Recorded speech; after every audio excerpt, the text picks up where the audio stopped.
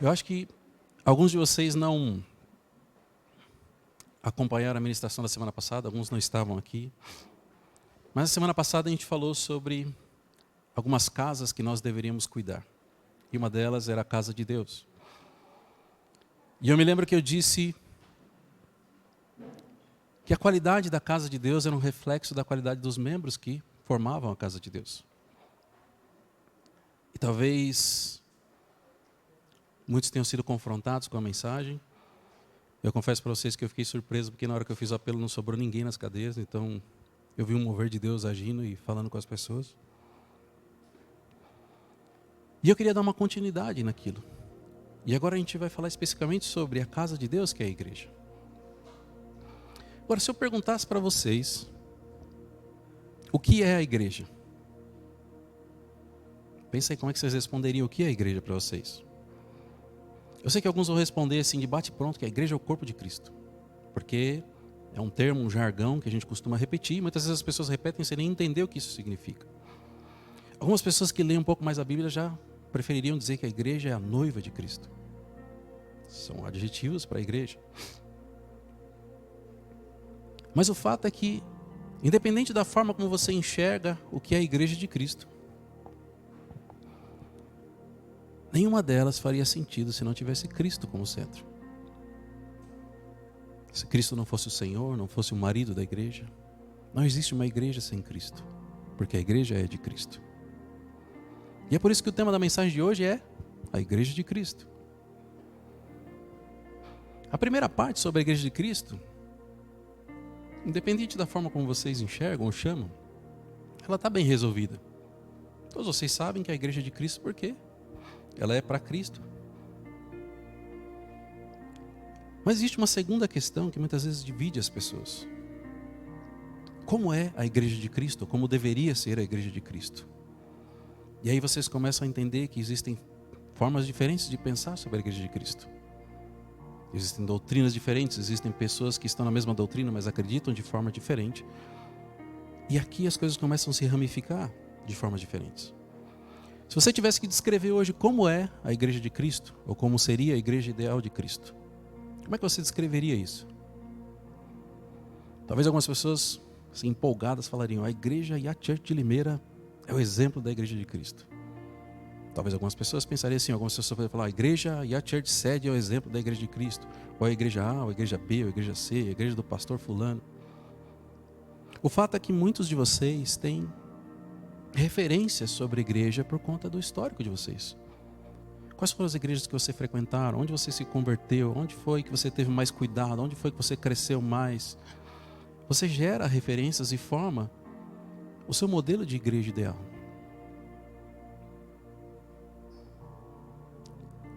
Mas talvez o modelo de igreja ideal que nós temos na nossa mente não seja o modelo de igreja que Cristo pensou para a igreja. E onde é que a gente encontra esse modelo de igreja? Na palavra de Deus. O texto que a gente vai ler a seguir, ele é um dos textos fundamentais da caminhada cristã. Mas o finalzinho dele traz algumas características que deveriam ser imutáveis de todas as igrejas que se denominam a igreja de Cristo. O texto está em Atos capítulo 2, e a gente vai ler o finalzinho dele. A gente vai ler do 42 ao 47.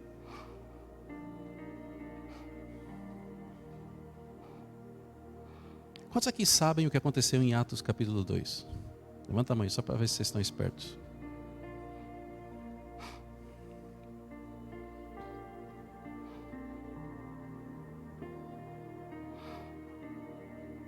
Posso ler?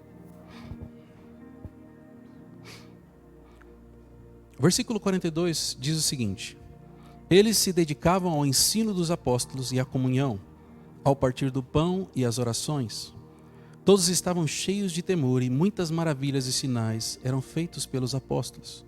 Todos os que criam mantinham-se unidos e tinham tudo em comum. Vendendo suas propriedades e bens, distribuíam a cada um conforme a sua necessidade. Todos os dias continuavam a reunir-se no pátio do templo. Partiam o pão em suas casas e juntos participavam das refeições com alegria e sinceridade de coração, louvando a Deus e tendo simpatia de todo o povo. E o Senhor lhes acrescentava todos os dias os que iam sendo salvos. Se a gente só lesse esse versículo, esse trecho, versículo por versículo, isso daria uma boa ministração. Porque cada versículo desse confronta com a realidade da igreja atual, com a realidade nossa como participantes de uma igreja, como parte de uma igreja. E o que eu queria que a gente refletisse hoje é sobre o nosso espelho, que é a igreja primitiva, e a nossa realidade como igreja, e a church como igreja no Brasil, e como igreja de Cristo. Eu perguntei para vocês se vocês sabiam o que tinha em Atos capítulo 2. E para mim esse talvez seja um dos textos, ou talvez o texto mais relevante da história cristã. Alguns estudiosos dizem que o Novo Testamento começa em Atos capítulo 2. Alguns falam que começa na ressurreição de Jesus, alguns falam que começa de fato em Atos capítulo 2. Eu vou relembrar vocês o que aconteceu. Vocês lembram que Jesus um dia falou que ele precisava subir aos céus e de lá ele mandaria um outro da mesma espécie, que seria o nosso Consolador, que nos diria? Ele disse que isso aconteceria, mas ele precisava morrer para que isso acontecesse. E é nesse dia que isso acontece. É nesse dia que está escrito em Atos capítulo 2, você vai ler desde o comecinho, onde o Espírito Santo é derramado sobre aqueles seguidores de Jesus, que eram discípulos, que tinha um grupo ali de pessoas que acompanhavam Jesus, e ele é derramado sobre aquelas pessoas. E aquelas pessoas com ousadia começam a pregar sobre Jesus para toda aquela multidão de pessoas que estavam visitando a cidade, estrangeiras, pessoas que moravam lá. Talvez você não se lembre, mas tinha um camarada lá no meio chamado Pedro, que havia negado Jesus 3 vezes. Se entristeceu, se afastou do grupo, se distanciou. E Jesus vai lá e restaura ele de novo com uma nova pesca. E esse mesmo Pedro restaurado se levanta no meio daquela multidão em Atos 2 e prega para toda a multidão com ousadia, sem ter medo de ser reconhecido como discípulo de Jesus, como foi quando ele negou. E a pregação de Pedro era uma pregação de confronto, onde ele confrontava os pecados das pessoas, chamava as pessoas para o arrependimento e falava sobre um Jesus que tinha morrido por eles, para que eles pudessem ser salvos. O mesmo Jesus que eles tinham condenado e crucificado. E esse mesmo Atos 2, o versículo 41 diz que 3.000 pessoas foram acrescentadas àquele grupo de cristãos, de seguidores de Jesus. E com aquelas 3.000 pessoas que foram acrescentadas, nascia a igreja de Cristo.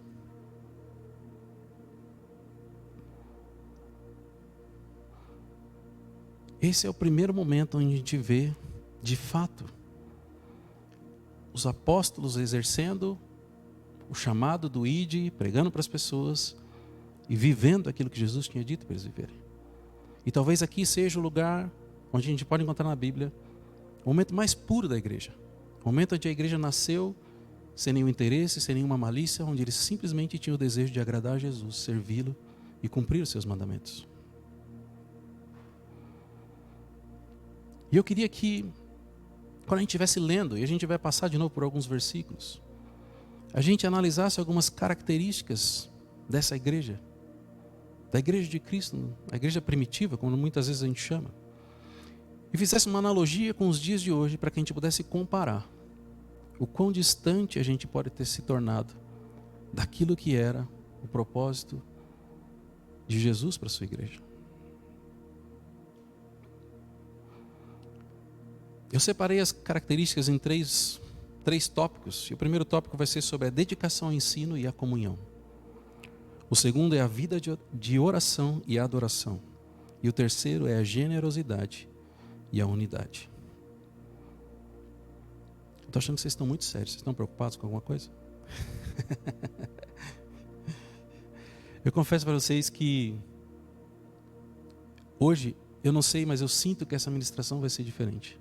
Não porque o que eu vou ministrar vai ser diferente, mas porque desde quando eu cheguei aqui mais cedo, eu estava orando e eu já estava com vontade de chorar sem nem saber o porquê.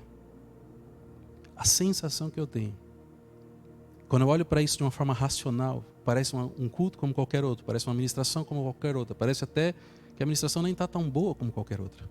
Mas por outro lado, eu sinto que Jesus vai começar hoje um avivamento na vida de cada um de vocês. O racional não consegue entender, mas o coração queima, sabendo que Ele vai fazer alguma coisa diferente hoje, que vai surpreender a cada um de nós. Vamos ler de novo o versículo 42. Ele diz o seguinte, a primeira parte diz: eles se dedicavam ao ensino dos apóstolos e à comunhão. Então imagina, existiam algumas pessoas que eram os apóstolos que caminharam com Jesus, eles aprenderam de Jesus. Mas de repente, aumentou 3.000 pessoas. Como é que você ensina 3.000 pessoas que não entendem nada da Bíblia, não entendem nada do que Jesus fez? Tinha um desafio aqui. Se a gente pregasse, o Espírito Santo fizesse algo parecido e passasse gente aqui na rua e tivesse 3.000 pessoas, a gente não tinha nem onde colocar 3.000 pessoas, é muita gente. Como é que a igreja conseguiu sair de alguns discípulos e de repente ter 3.000 pessoas que começaram a simplesmente aprender com aqueles apóstolos, crescer espiritualmente e dar início àquela igreja que era o modelo que Jesus imaginava? Tem uma palavrinha no meio desse versículo que me chama a atenção. Porque o versículo diz: eles se dedicavam. Porque não adianta uma pessoa se converter e não se dedicar.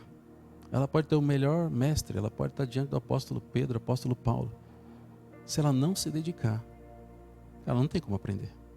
Talvez ela vai aprender um pouco, mas ela não vai crescer o suficiente. Agora imagina 3.000 pessoas dedicadas a aprender a palavra. 3.000 pessoas se esforçando, sedentas por aprender, por crescer, por ter experiências como os apóstolos tinham. Assim foi o início da igreja. Aquelas pessoas viveram um mover sobrenatural naquele dia de Pentecostes. E elas queriam continuar com aquilo queimando no coração delas, continuar desenvolvendo aquilo. Mas quando a gente olha para os dias de hoje, vocês vão me corrigir se eu estiver errado, mas a sensação que eu tenho é que a maioria das pessoas não se dedica mais como deveria. Ou não se dedica como essas pessoas se dedicavam. Muitas vezes a sensação que eu tenho é que as pessoas se contentam em aprender aquilo que é o necessário para elas não passarem vergonha, não serem envergonhadas em grupo, para elas se encaixarem num grupo. Mas não necessariamente elas se aprofundam, se elas conhecem mais. Os apóstolos tinham convivido com Jesus e eles estavam prontos para ensinar tudo aquilo que eles haviam aprendido. Mas se não houvesse o interesse daquelas pessoas, como é que eles poderiam ensinar para alguém que não quer aprender?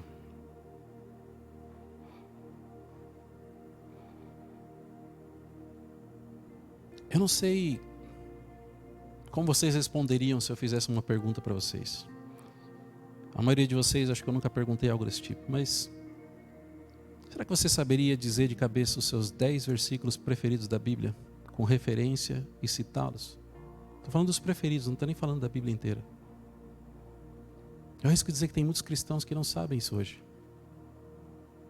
Talvez eles não leiam a Bíblia, talvez eles nunca tenham estudado. Porque eles decidiram se encaixar no meio de uma igreja. E para se encaixar, eles precisam ter a aparência de crente, a aparência de cristão. E sobreviver ali no meio. Elas estão ali, mas, por favor, não me pede para orar, não me pede para ler a Bíblia, não me pede para falar alguma coisa. Você entende a distância que a igreja tem se tornado da igreja original, onde as pessoas se dedicavam ao ensino? Existiam pessoas dispostas a ensinar, mas existia uma sede das pessoas por aprender. Porque talvez elas quisessem se tornar como aqueles apóstolos. Essa sede parece que não existe mais na igreja. E quando eu falo na igreja, vale para nós, vale para a igreja de Limeira, para a igreja do Brasil e talvez até do mundo.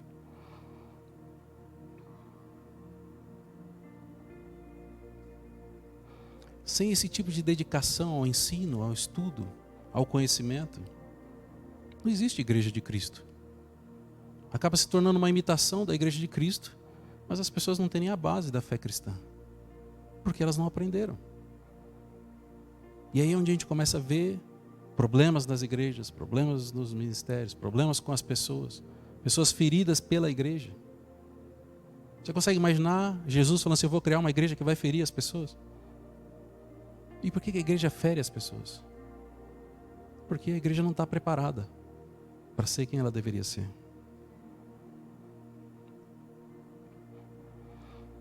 E a segunda parte desse versículo fala sobre a comunhão. A palavra do grego que vocês conhecem bastante, chamada koinonia. Mas a comunhão ela vai muito além de encontrar os irmãos no dia do culto. Vocês conseguem falar que vocês têm comunhão se vocês só se encontram de domingo na igreja?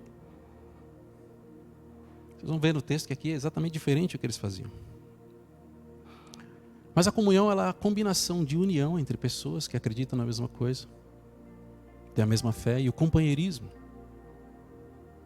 Se importar, a empatia pelo irmão, se importar com a situação que eles estão vivendo, se importar com os problemas, se importar com o crescimento do seu irmão. É o compartilhar de uma vida que não é só natural, mas também é espiritual.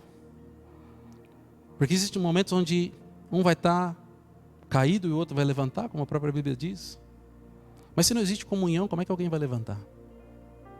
Talvez você possa estar caído, precisando de alguém para te levantar, e a pessoa que está do seu lado que não caiu, não está prestando atenção em você. Mas isso é uma característica da Igreja de Cristo. E você vai achar muitas referências na Bíblia que vai falar sobre a comunhão e como um irmão cuida do outro e como as pessoas se importam umas com as outras.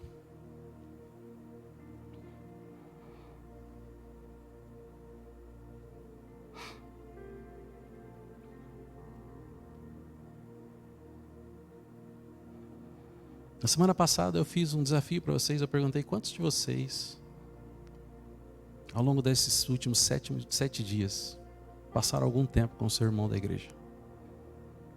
Aí vocês tiveram a oportunidade, vocês acharam que eu ia esquecer, mas eu vou perguntar hoje de novo, porque a semana passada eu avisei. Quantos de vocês essa semana gastaram pelo menos 10 minutos com algum irmão aqui da igreja? Olha para o lado aí, vê se você conversou com alguém essa semana. Não vale da mesma família, não vale do mesmo ministério.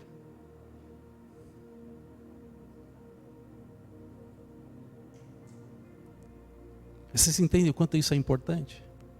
Se a comunhão é um tema importante para a igreja de Cristo, se a igreja de Cristo precisa dessa comunhão, onde o irmão vai ajudar o outro, onde o irmão vai crescer junto com o outro, onde o irmão vai complementar aquilo que o outro não tem. E talvez aqui seja para mim o melhor exemplo da comunhão. O irmão vai complementar aquilo que o outro não tem. Eu falei para vocês semana passada, imagina que vocês são o corpo de Cristo, e o corpo de Cristo é representado por órgãos do nosso corpo. Só que aí o pulmão, o coração, o rim, eles decidem só trabalhar juntos de domingo de manhã. E ao longo da semana, eles trabalham de forma independente. Nenhum sabe que o outro existe. Vocês acham que vocês continuariam vivos assim? A comunhão é essencial para que a igreja de Cristo seja a igreja de Cristo. Se não houver comunhão entre os irmãos de uma mesma igreja, se não houver relacionamento entre as pessoas, eu não estou falando que vocês têm que ser melhores amigos, que vocês têm que compartilhar tudo, mas se não houver algum momento entre um culto e outro, onde existe esse compartilhar de tempo, de cuidado, de oração, de se importar uns com os outros, de fato não existe igreja de Cristo. Quando a gente olha para a igreja nos primeiros dias, eram pessoas que se alegravam em estar juntas. Eram pessoas que conheciam menos, que se alegravam em estar junto com aquelas que conheciam mais. Eram pessoas que tinham maior condição financeira, que ajudavam aqueles que tinham menor condição financeira. Eram pessoas que juntas trabalhavam alinhadas para um propósito, que é o que a gente vai falar provavelmente no último ponto, sobre a união. Mas existia relacionamento entre as pessoas. E toda igreja que se chama Igreja de Cristo precisa de relacionamento. Eu tenho um parênteses para fazer. Eu acho que a igreja hoje, ela foi doutrinada de uma forma errada. Ela não foi doutrinada com base nisso que a gente está lendo, mas ela foi doutrinada com base em estruturas de igreja que foram construídas. E a maioria de vocês que eu conheço passaram por igrejas onde o que era esperado era que você chegasse lá, sentasse na cadeira, entregasse sua oferta e não desse trabalho para a igreja. Só que esse não é o modelo de igreja que eu acredito. Quando eu olho para essa igreja primitiva, não é o modelo de igreja que eu acredito. Eu sempre falo para as pessoas que a igreja é o que acontece entre um domingo e outro. O domingo é onde a gente se encontra para prestar culto ao Senhor, não para receber nada. E ao longo da semana, onde a gente de fato se destaca como cristão, se destaca como irmão, se destaca na comunhão, se destaca no ensino, se destaca aprendendo, se destaca crescendo. E aí a gente chega no culto, fluindo em tudo aquilo que a gente viveu ao longo da semana para prestar culto ao Senhor. E aí o conjunto de pessoas que cresceram, que foram cristãs, que desenvolveram, que estão assim queimando por Jesus, chegam no domingo e entregam para Ele o melhor que eles podem. Essa é a igreja de Cristo. Essa é a igreja que eu acredito e é a igreja que eu leio na Bíblia. Alguém aqui discorda da minha versão de igreja?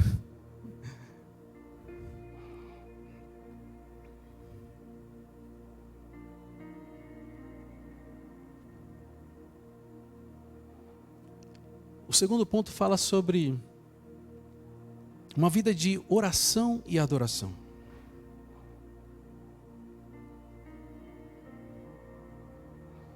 O próprio versículo 42, no finalzinho, diz, eu vou ler inteiro: eles se dedicavam ao ensino dos apóstolos e à comunhão, ao partir do pão e às orações.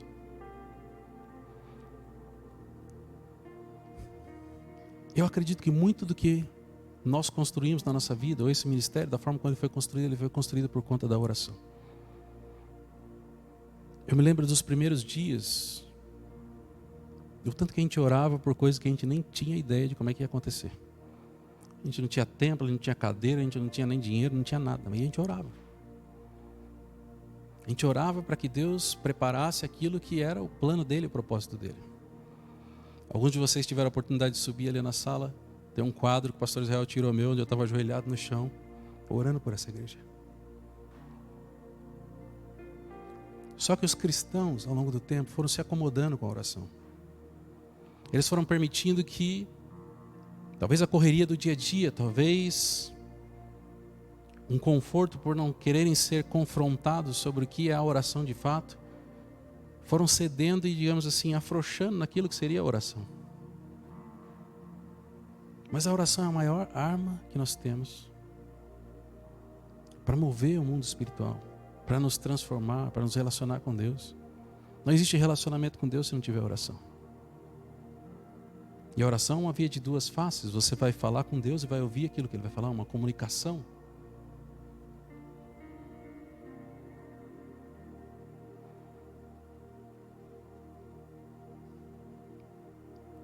Para mim, a oração é um dos principais pilares da vida de um cristão. E se um cristão não tem se posicionado em oração, não tem orado, não tem investido tempo para fazer isso, isso vai refletir naquilo que é a igreja de Cristo. Você consegue imaginar uma igreja de Cristo onde ninguém ora? Olha, aqui a gente tem um bando de cristão, todo mundo crente pra caramba, mas ninguém ora, ninguém sabe orar, ninguém gosta de orar. Vocês conseguem imaginar a igreja de Cristo desse jeito? Agora pega o oposto do que eu acabei de falar para vocês. Imagina uma igreja de Cristo onde todo mundo ora. Pensa a pessoa que você mais conhece, assim, olha, aquela pessoa é a referência de oração. Imagina se todo mundo fosse melhor que ela. Quão diferente seria a igreja de Cristo? E eu sei que vocês já estão pensando nisso, eu nem preciso perguntar, mas quanto você tem se dedicado, se derramado em oração? A oração precisa ser o elemento central da vida cristã. Onde você vai conversar com Deus, buscar orientação, se fortalecer espiritualmente. A oração faz parte da vida cristã.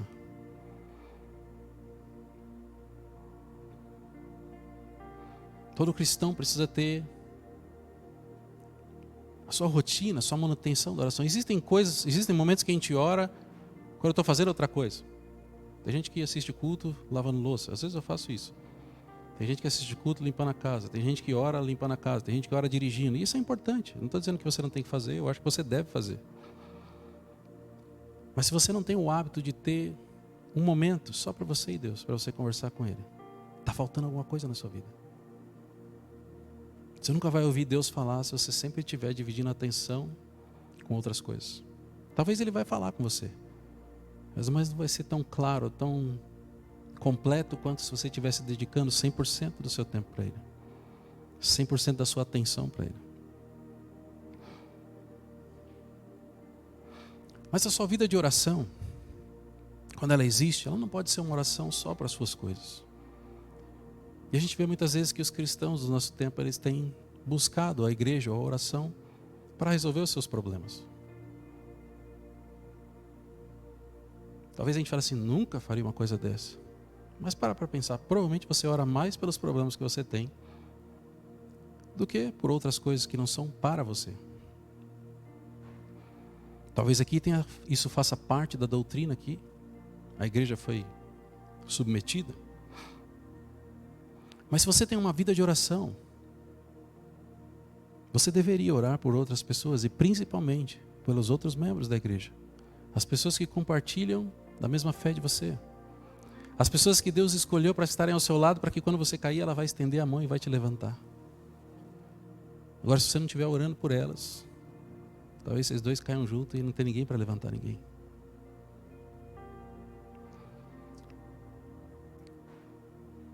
Esses dias eu percebi que fez 1 ano de uma ministração que para mim foi muito marcante, chamada Resgatando Profetas. Foi no começo desse mês, foi no começo de julho do ano passado.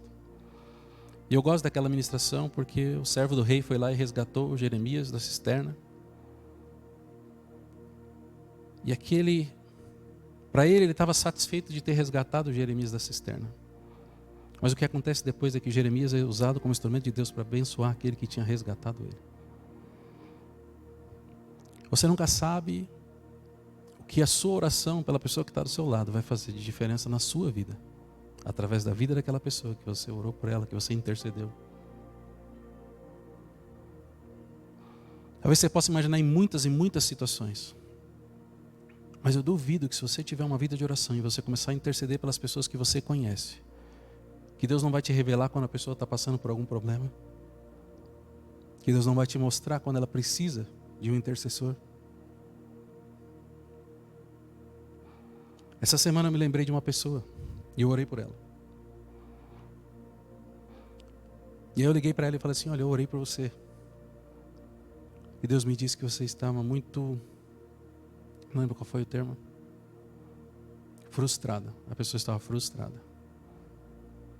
E foi um tempo agradável de conversa e foi um mover do Espírito Santo naquela conversa. Mas isso não teria acontecido se eu não tivesse orado por aquela pessoa. Porque foi quando eu orei por ela que Deus me mostrou o sentimento que a pessoa tinha. Eu não sei o quanto isso acontece na vida de vocês, mas deveria ser todos os dias. Porque na igreja de Cristo isso acontecia todos os dias. Era isso que Jesus queria. Ele não colocou o Espírito Santo dentro de você. É para que você usasse ele, para que você orasse, para que ele falasse com você, para que você fosse usado como instrumento dele.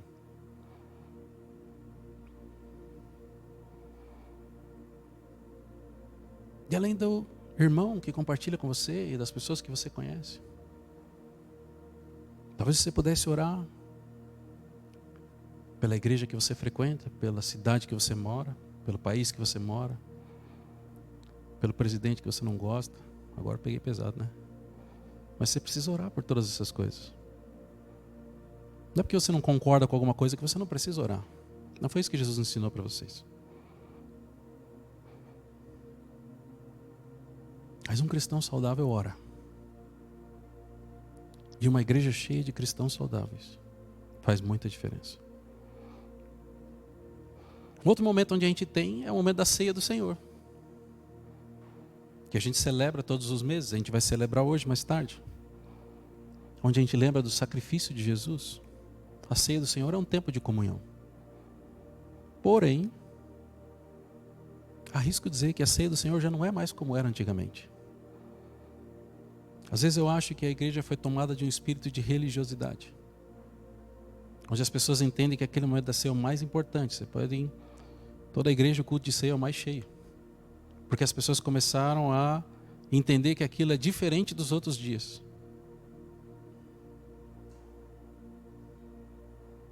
E eu sei que por conta da tradição a gente celebra o culto de ceia todos os meses. Alguns no primeiro culto do mês, a gente faz no segundo para intercalar com o da sede, porque às vezes a gente tem algum visitante aqui.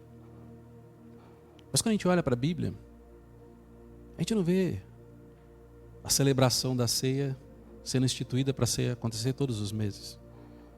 Ela acontece na época da Páscoa. Talvez se a gente tivesse que seguir a Bíblia à risca, a gente celebraria uma vez por ano, na época da Páscoa. Jesus não falou assim, eu quero que vocês façam todos os meses. Mas ele também não falou que você deveria fazer uma vez por ano. Talvez você pudesse fazer todas as vezes que você tivesse comunhão com seu irmão. Mais importante do que o evento da ceia é o princípio que gera o momento da ceia. É a comunhão com o irmão. É onde vocês não têm mais diferença entre si, porque vocês estão no único propósito de lembrar aquilo que Jesus havia feito. Talvez vocês pudessem pensar naquele seu amigo ou amiga que está afastado da igreja. Se encontrar com ele um dia. Falar, vamos celebrar a ceia junto. O pastor Renato falou que você não precisa estar lá na igreja, mas a gente pode celebrar aqui.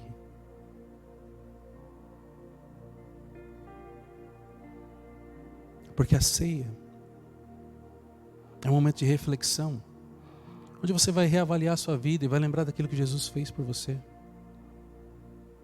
É um momento de consertar a sua parte da aliança que foi rompida. Porque Jesus não rompeu a dele. Mas a gente muitas vezes rompe a nossa. E tem pessoas que estão afastadas do Senhor, porque elas acham que o que elas fizeram é tão grave, ou elas estão tão feridas que elas não conseguem sentir mais o amor de Deus. E talvez o simples fato de você se encontrar com uma dessas pessoas e falar, vamos celebrar a ceia junto, seja o ponto de restauração na vida dessa pessoa. Talvez você pudesse se encontrar com algum irmão da igreja e celebrar a ceia com ele, para que vocês conversem, para que vocês orem juntos. E a gente tem o domingo como um tempo de comunhão. Mas esse tempo de comunhão precisa ser um momento onde você se alegra por conectar todas as partes de um corpo em unidade, cumprir o propósito que Jesus espera.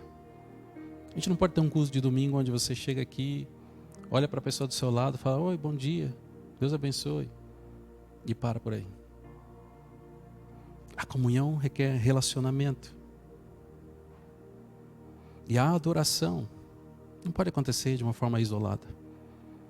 O culto é um momento onde nós viemos aqui para prestar culto ao Senhor e adorar o Senhor. Só que, ao longo da semana, você adora o Senhor na sua casa, ou pelo menos deveria. E quando você chega aqui no domingo, você vai fazer a mesma coisa que você fez na sua casa ao longo da semana, junto com outros irmãos que fizeram a mesma coisa que você ao longo da semana. Só que esse mover de adoração de todas as pessoas juntas cria uma atmosfera diferente daquilo que você vivia na sua casa.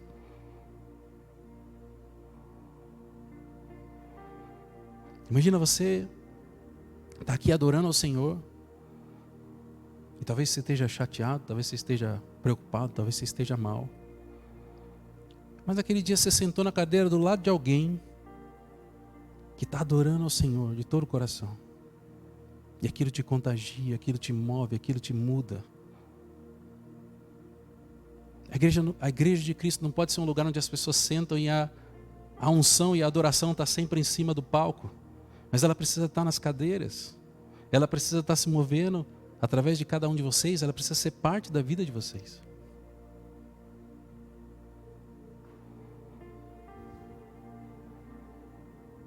Eu não acho que a gente foi criado para trabalhar, ganhar dinheiro e vir para o culto, ofertar. Eu acho que nós somos criados para adorar o Senhor. E sendo bem sincero, a gente adora o Senhor quando a gente de fato faz de coração. Muito melhor do que qualquer dinheiro que a gente possa ganhar, trabalho que a gente possa fazer. Porque não requer habilidade. Só requer um coração quebrantado, disposto a se entregar ao Senhor.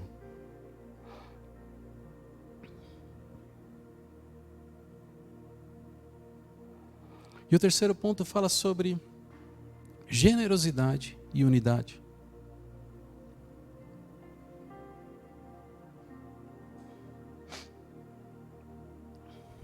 Os versículos 44 e 45 dizem: todos os que criam mantinham-se unidos e tinham tudo em comum. Vendendo as suas propriedades e bem, distribuíam a cada um conforme a sua necessidade. Se tem alguém aqui que é, como é que chama? Socialista, vai adorar essa parte aqui. Vamos pegar aqui, vamos trabalhar. Tem o cara que trabalhou muito, conquistou tudo, vamos dividir o patrimônio, o dinheiro dele. Quando a gente olha para o contexto da Bíblia, naquele momento que eles viveram, fazia sentido para que a igreja se unisse. Eles estavam construindo algo. A igreja não era como a gente vê hoje, que tem prédio, que tem estrutura. Eles estavam começando. Tinham pessoas que passavam necessidade, tinham pessoas que precisavam de ajuda, tinham pessoas que tinham mais condição. Pelo menos ao longo da história, eu entendo que isso foi uma estratégia de Deus para aquelas pessoas. Quando a gente olha para aquele jovem rico que Jesus chamou para ser um discípulo dele, falou, vem, me segue, era para ser um discípulo de Jesus, talvez aquele que substituiria Judas, não sabemos. Ele não vai porque ele tinha muitas riquezas e aquilo pesou no coração dele, porque Jesus falou que ele tinha que vender tudo e dar aos pobres. Então ele reteve aquela riqueza que ele tinha. Em contrapartida a isso, os discípulos, aquelas pessoas se convertiam, abriam mão de tudo e distribuíam suas riquezas. Passado alguns anos desse momento, a gente vê que Jerusalém foi invadida, os romanos destruíram tudo, roubaram as terras, roubaram postos. Eu tenho quase certeza que aquele jovem rico estava vivo nesse dia e perdeu tudo que ele tinha. Agora, essas pessoas que seguiram aquilo que Deus tinha, não perderam nada. Tudo aquilo que eles tinham foi colocado em prol da obra. Eu não estou dizendo que você tem que vender tudo e dar aos pobres. A gente não entende isso dessa forma. Mas um cristão saudável entende que não é só a presença dele no culto de domingo, não é só, talvez, as 2 horas que ele serve no domingo, mas ele entende que existe um compromisso de liberalidade com as suas finanças, com os recursos, entendendo que aquilo que ele tem não é dele, mas que foi o Senhor que deu. Eu costumo dizer que as pessoas confundem os conceitos de dízimo, oferta e esmola. E as pessoas falam assim, olha, eu estou fazendo uma oferta. E muitas vezes o dízimo as pessoas entendem o que é. Mas entre oferta e esmola as pessoas confundem muito. E normalmente elas falam, eu vou fazer uma oferta. E aquela oferta é o que está sobrando para ela. O que no caso é uma esmola. A gente nunca tenta pensar dessa forma. Mas imagina que você está lá e vê uma pessoa no farol pedindo dinheiro. Aí você pega aquela moedinha de 10 centavos que está lá no console do carro e entrega para a pessoa. E fala, olha, fiz uma oferta de 10 centavos, R$1 que seja. É aquilo que não te faz diferença. Tudo aquilo que não te faz diferença é uma esmola. Talvez a esmola de alguns seja maior do que de outros. Eu nem lembro, a gente estava falando de alguém, a gente se encontrou com o Carlos e com a Raquel ontem. E a gente estava falando de alguém que tinha uma condição financeira muito boa. E aí eram valores exorbitantes. Eu já falei, quem paga um valor desse no negócio? Eu falei, uma pessoa que tem absurdamente muito dinheiro. Essa seria a esmola da pessoa. Milhões de reais é a esmola da pessoa. Mas a oferta é aquilo que custa algo. Sabe quando Davi ia fazer uma oferta para o Senhor e ele quer comprar o campo? E a pessoa fala assim, não, estou te dando, é para oferta para o Senhor, pode ficar. Ele fala assim, não, eu não vou fazer oferta para o Senhor, que não me custe nada. A oferta é aquilo que você vai pensar assim, poxa, eu tinha um dinheirinho aqui que eu ia comprar um sapato novo. Deus falou para ofertar para a pessoa. Aquilo não te matou, mas custou o seu sapato, que você queria muito. Olha, comprar um celular novo e Deus pediu para ofertar. A oferta precisa custar. Senão ela não é oferta, senão ela é esmola. É aquilo que sobra.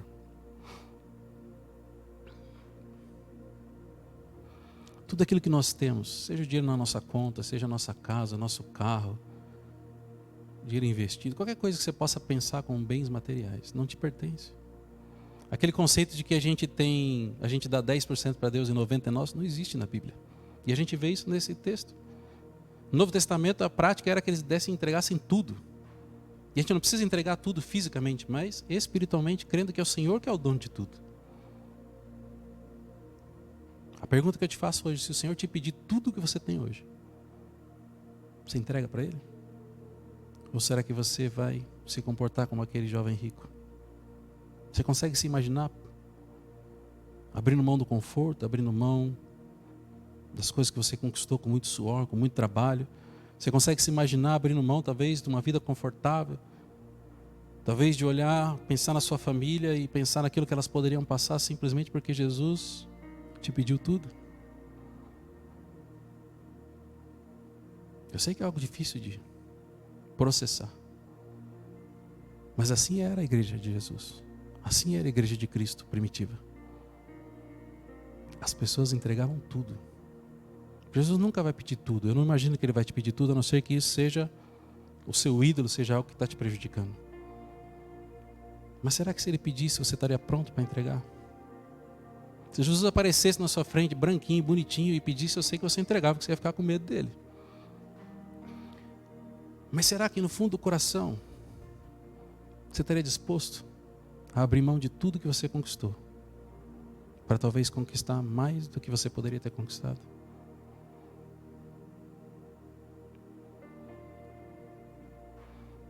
E muitas vezes a gente olha para a vida cristã e as pessoas se contentam, falam, eu estou entregando meu dízimo, entregando a minha oferta, e eu estou arrebentando aqui.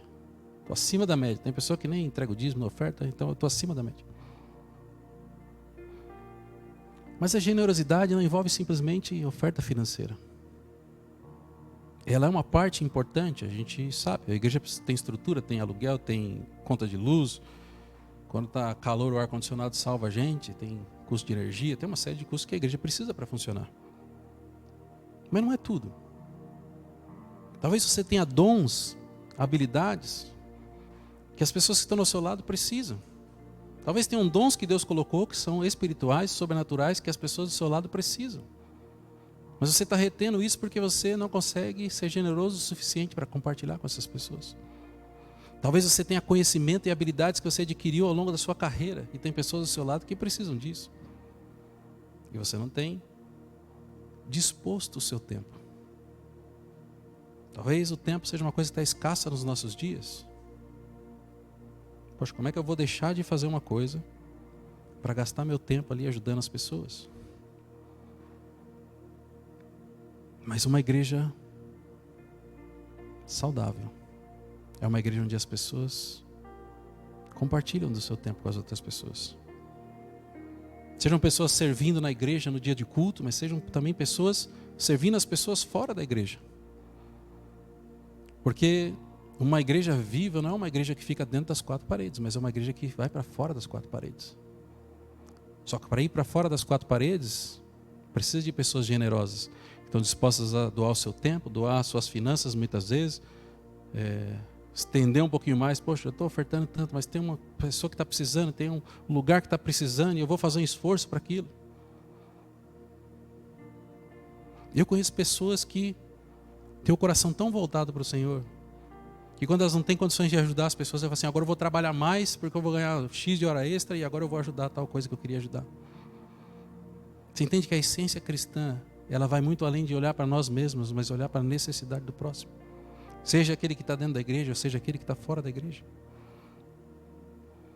Essa semana eu vi um testemunho, não era um testemunho, mas era um relato de um homem, que é um dos maiores, não sei se chama empresário, mas ele é um dos maiores.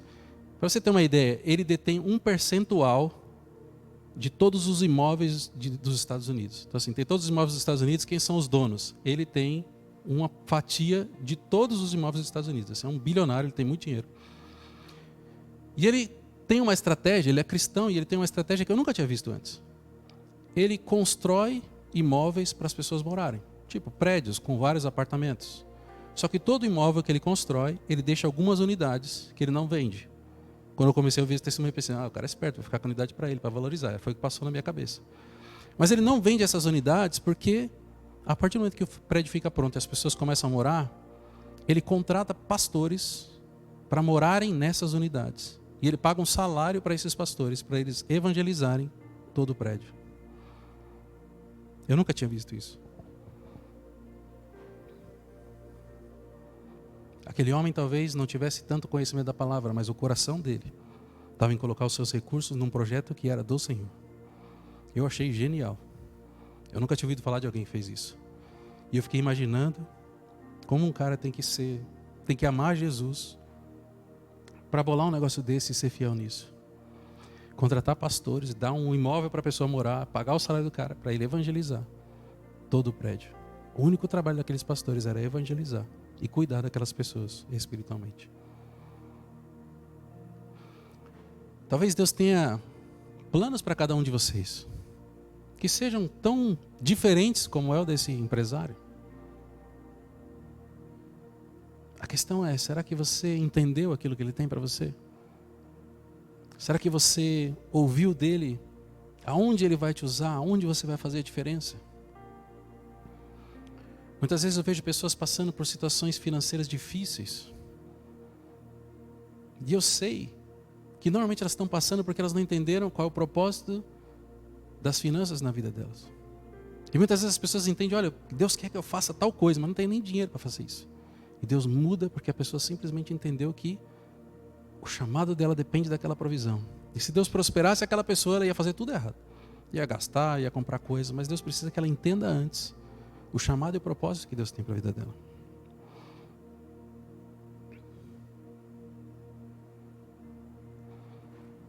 E a gente tem também a questão da união.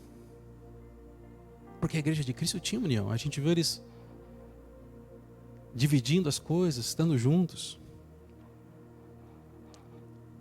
Mas isso não quer dizer que eles não tinham suas vidas de forma independente, cada um não tinha o seu trabalho, cada um não tinha aquilo que fazia. Mas existia um momento onde eles se conectavam como igreja. E aquilo que eles faziam estava alinhados com um único plano, com uma única visão, com um único direcionamento. E eles se complementavam. Na igreja primitiva não tinha o pulmão que só conversava com o coração e com os outros órgãos de domingo de manhã. Mas eles estavam conectados como um corpo. Ainda que eles estivessem longe, indo trabalhar naquele dia, cada um no seu lugar, de alguma forma eles estavam conectados com o propósito de igreja, com o propósito da igreja de Cristo, para que aquilo se somasse e complementasse. Eles não se desconectavam, por mais que eles tivessem momentos que estavam longe, o plano daquela igreja, com aquelas pessoas, era um só. Não existia divisão, não existia ego, não existia alguém que falasse assim, eu sou melhor do que o outro, eu quero esse ministério, eu quero esse cargo, como muitas vezes a gente vê nas igrejas de hoje em dia. Mas eram pessoas que juntas construíram a base da igreja que nós conhecemos. Talvez elas fossem menos instruídas do que nós. Talvez elas fossem menos preparadas do que nós. Mas ainda assim, elas construíram a igreja de Cristo.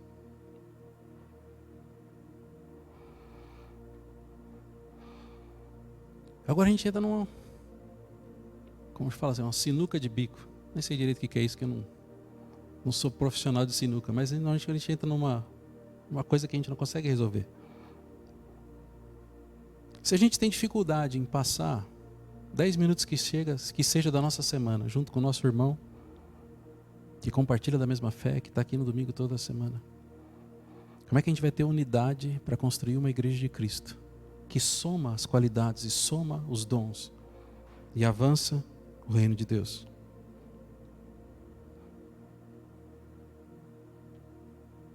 A gente precisa ser instrumento de Deus para restaurar uns aos outros, para crescer como igreja. A gente também precisa de colaboração entre si. Muitas vezes para os ministérios da igreja, muitas vezes para os projetos da igreja. E é até engraçado porque eu tenho certeza que cada um de vocês tem um projeto dentro de vocês, que você fala assim, eu queria que a igreja tivesse esse projeto. Pensa aí um pouquinho, eu tenho certeza que vocês têm alguma coisa no coração de vocês, que a igreja deveria estar fazendo e não faz. Não precisa nem falar o que é, mas eu sei que vocês têm. Porque normalmente o incômodo que a gente tem sobre algo que precisa ser feito é o chamado de Deus para que nós façamos aquilo. Talvez aquilo que te incomoda não incomoda a pessoa que está do seu lado. Talvez aquilo que te move não move a pessoa que está do seu lado. Mas talvez você seja a ignição desse projeto, o start desse projeto, onde aquele projeto vai começar, porque aquilo está te incomodando e Deus está te chamando para fazer aquilo. E na hora que você se posicionar e começar a fazer, as outras pessoas vão ver aquilo que você está fazendo. Poxa, eu gostei daquilo. Aquilo que é no meu coração também, eu vou fazer junto. E começa a se juntar como um corpo para que aquilo aconteça.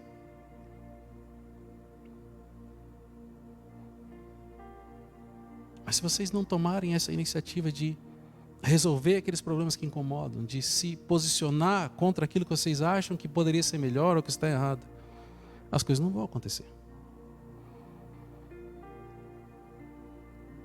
Mas talvez diferente do que você imagine. Eu acho que Deus escolheu as pessoas certas para estarem sentadas aqui hoje, por exemplo. E talvez aquilo que mais te incomoda, aquilo que mais te move, que está queimando no seu coração, está conectado com o que outras pessoas que estão sentadas aqui hoje também têm queimando no coração. Só que como não existe a união, as coisas não fluem. E eu sei que para você vai ficar pesado resolver esse problema sozinho.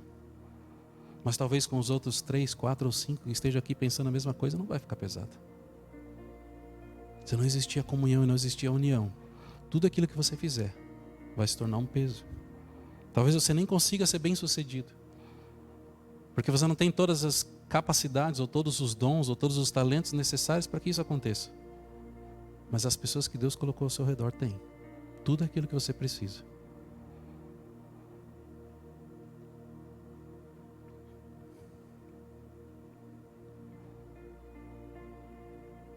Talvez falte um incentivo para que você faça isso.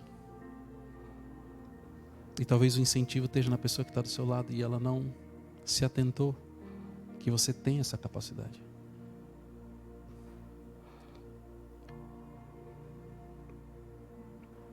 Essa é talvez a sinuca de bico da igreja, da nossa igreja, da igreja do Brasil. A gente vê igrejas que fazem muitas coisas. E a gente vê igrejas que não fazem muitas coisas. Mas quando eu penso no que a igreja faz, eu acho que é importante, as obras são importantes, porque elas são o resultado daquilo que as pessoas são. Nós somos gratos por aquilo que Jesus fez na nossa vida e nós, por gratidão, executamos obras, abençoamos pessoas, fazemos trabalhos sociais. Mas nada vai adiantar você se engajar em um trabalho social se você, como membro, como parte de uma igreja, não está conectado com os outros membros, não está em união, não está fazendo aquilo junto com as pessoas que Deus colocou próximas de você. Talvez você nunca tenha pensado nisso, mas eu não acho que Deus errou na hora de trazer você aqui para essa igreja, na hora de colocar as pessoas que estão próximas de você.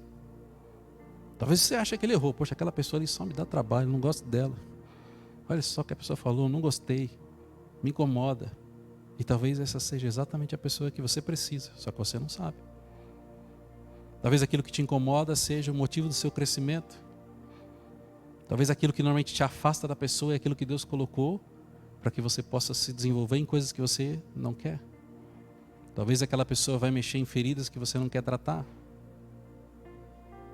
Entenda que quando a gente olha para a igreja de Cristo e a gente olha como os membros daquela igreja se comportam, não necessariamente reflete como Deus está trabalhando na vida de cada um deles. Porque é no mover, é no servir que Deus vai se movimentar. Deus não vai abençoar alguém que está parado, sentado em casa assistindo televisão. Mas na hora que você estiver servindo, na hora que você estiver se envolvendo, na hora que você estiver orando pelas pessoas, você vai ver o sobrenatural de Deus agir.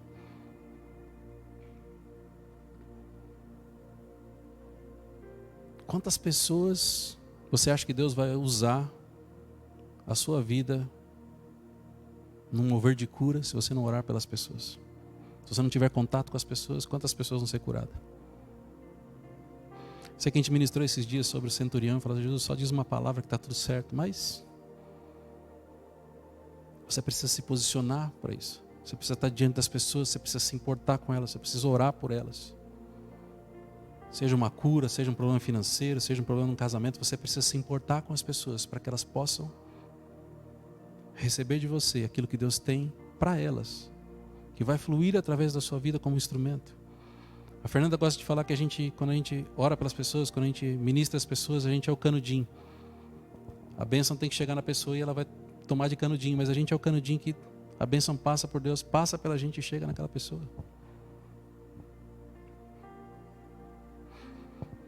A semana passada eu perguntei para vocês, quantos experimentaram algum tipo de milagre ou coisa sobrenatural nos últimos 7 dias? Não é porque Deus não queira fazer, mas é porque você não se posicionou da forma correta.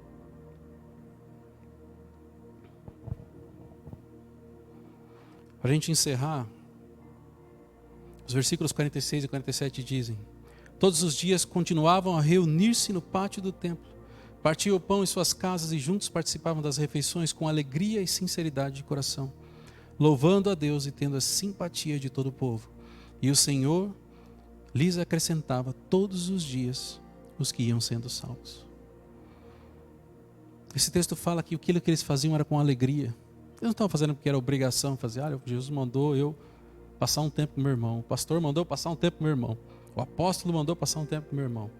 Não era por isso, é porque eles tinham alegria nisso. Porque eles tinham aprendido que aquilo era importante. Mas o que eu gosto desse texto, e eu acho que isso é uma das É um dos reflexos de uma igreja saudável. A Bíblia diz: e o Senhor lhes acrescentava todos os dias os que iam sendo salvos. Quantas pessoas têm sido salvas por conta do seu testemunho, por conta da sua dedicação? Se você entende que você quer ser parte do corpo de Cristo, parte da igreja de Cristo, você tem que entender que as pessoas que vão ser salvas através da sua vida. Talvez você nem saiba o que falar para essas pessoas, mas você vai convidar a pessoa, ela vai sentar aqui numa cadeira e Deus vai falar com ela. Porque não é o pastor Renato que convence, é o Espírito Santo. Mas se essa pessoa não tiver em um lugar onde o Espírito Santo está, como é que ela vai se converter? Como não se converter se não há quem pregue? Talvez você não saiba pregar, talvez você saiba pregar. Talvez o testemunho que você vai contar para essa pessoa vai alcançá-la. Não é nem o que você conhece da Bíblia, mas o testemunho daquilo que você já viveu. O sentimento que você tem no seu coração porque você gastou um tempo de manhã orando e Deus falou com você e você ficou impactado por aquilo. E aí você encontrou com alguém que compartilhou aquilo que você viveu.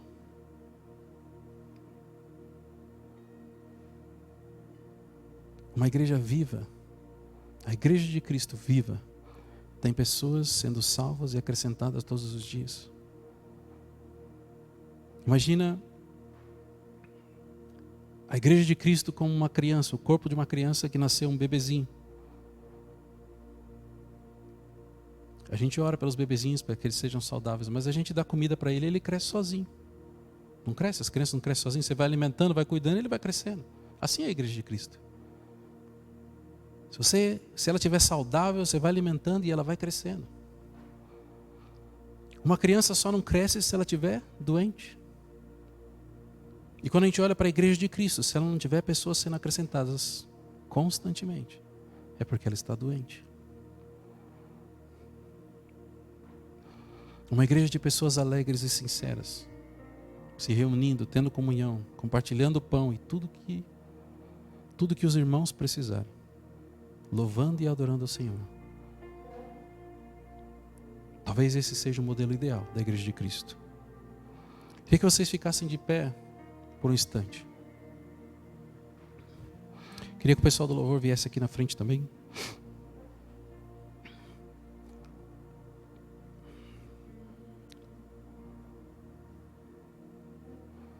Vai ser só você? Vou fazer o capela. Capela pode ser.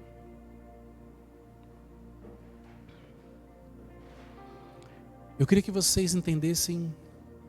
Eu sei que eu vou falar para vocês, talvez vocês não vão entender o quão importante vocês são como corpo de Cristo. E quando eu olho para a nossa igreja, que é o contexto que eu tenho um pouco mais de visão, um pouco mais de controle, eu não gostaria que essa igreja dependesse tanto de mim como ela depende hoje. Essa igreja precisaria funcionar sem o pastor Renato. Se o pastor Renato fosse arrebatado amanhã, essa igreja tinha que continuar melhor do que ela é. Porque a igreja é formada pelos membros. E os membros é que trazem a qualidade para a igreja que nós temos. E eu sei que para muitos de vocês, eu tenho orado por isso, falta um tempo de avivamento. Talvez a maioria de vocês esteja vivendo na igreja há muitos e muitos anos e nunca tiveram uma experiência de verdade com o Senhor. Mas eu sei que Deus tem um avivamento para cada uma das pessoas que buscam isso. Talvez você já tenha tido experiências com Deus, mas faz tempo. E o Senhor tem experiências para você todos os dias. Você não precisa esperar de tempos em tempos, você não precisa viver de testemunho de anos atrás. O Senhor tem isso para você todos os dias, mas você precisa se posicionar. Existe um avivamento para cada um de vocês, e esse avivamento começa com a sua vida, começa com você trancado no seu quarto, e aí vai passar para a sua família, e a sua família vai trazer isso para a igreja, vai contagiar as pessoas, vai contagiar as pessoas que trabalham com você. Eu vou fazer uma oração por vocês. Para que, assim como aconteceu naquele dia, que as pessoas foram cheias do Espírito Santo, que vocês possam ser cheios do Espírito Santo nessa manhã. E que um avivamento comece na vida de vocês. Ainda que vocês não entendam como as coisas funcionam, ainda que vocês entendam que vocês estejam perfeitamente bem e esse texto não se aplica para vocês, Deus tem mais do que vocês têm vivido ou experimentado. Senhor, na autoridade do nome de Jesus, Senhor, o Senhor conhece, Senhor, cada um dos teus filhos e filhas, Senhor.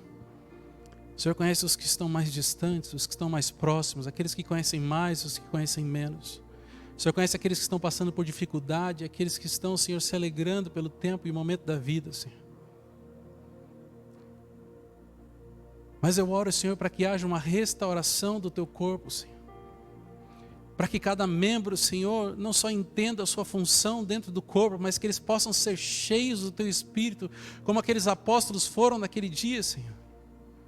Para que haja um novo mover de avivamento, para que eles cheguem nas suas casas, Senhor, manifestando a tua glória para as pessoas que moram nas suas casas, para as pessoas que cruzam os seus caminhos, Senhor. Na autoridade do nome de Jesus, Senhor. Eu declaro, Senhor, o teu Espírito Santo fazendo um renovo na vida de cada um dos teus filhos agora, Senhor. Que eles possam te sentir queimando nos seus corações, Senhor. Talvez sem entender o que está acontecendo, simplesmente entendendo que Ele está se movendo, Senhor, trazendo talvez a mesma sensação que eu tive pela manhã, de que uma vontade inexplicável de chorar, porque o Senhor estava se movendo dentro dos seus corações, Senhor. Eu oro, Senhor, por aquele, Senhor, que tem a mente presa, Senhor, no intelecto, que talvez tenham interpretado, Senhor, a tua palavra e o teu mover de uma forma intelectual. E eu declaro, Senhor, que o teu Espírito Santo possa romper, Senhor, as barreiras, derrubar, Senhor, as muralhas e fortalezas, Senhor. Enche, Senhor, os teus filhos, Senhor, da tua presença, Senhor. Enche, Senhor, os corações, Senhor, daquilo que vem de ti, Senhor, que eles possam se sentir amados, Senhor, que eles possam se sentir úteis, que eles possam se sentir importantes, que eles possam compreender de ti, Senhor. O quão importante eles são para ti, para a tua igreja, para o teu corpo, Senhor. Restaura, Senhor, aqueles que estão feridos e magoados, Senhor.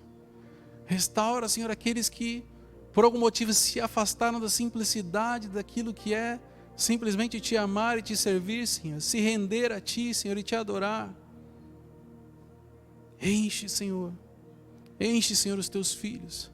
Derrama, Senhor, uma unção, Senhor, como aqueles apóstolos receberam, Senhor. Transforma, Senhor, essas vidas, essas casas, os trabalhos representados por cada uma das pessoas aqui, Senhor. E tudo aquilo que tem sido motivo, Senhor, de vergonha, Senhor, tudo aquilo que tem sido motivo, Senhor, de prisão, que caia por terra agora em nome de Jesus, Senhor. Levanta, Senhor, os teus filhos e filhas, Senhor. Como a igreja de Cristo, Senhor. Cristãos saudáveis, Senhor. Que desenvolvem relacionamentos, Senhor, que alcançam pessoas, que servem, Senhor, com tudo que podem, com tudo que têm. Sem medo, Senhor, de que alguma coisa vai faltar para eles, porque o Senhor não vai deixar faltar nada, Senhor. Eu declaro caindo por terra agora, Senhor, todo sentimento de inferioridade, Senhor. Todo medo, toda a escassez, que seja removida agora em nome de Jesus, Senhor. Fala, Senhor, ao coração dos teus filhos e filhas, Senhor. Fala, Senhor, aquilo que eles precisam ouvir de ti, Senhor. Em nome de Jesus, Senhor. Em nome de Jesus, Senhor. Amém.